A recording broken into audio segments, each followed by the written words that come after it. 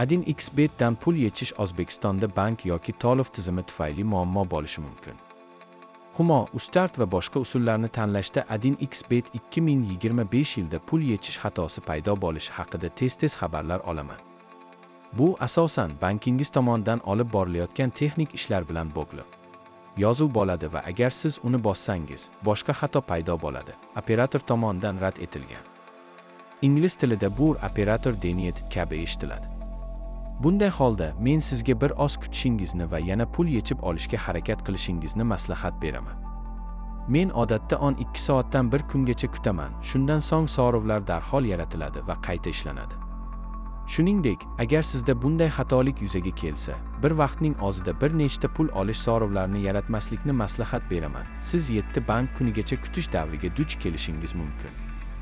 Kanalimizga obuna bo'ling va har kuni foydali videolardan xabardor bo'ling.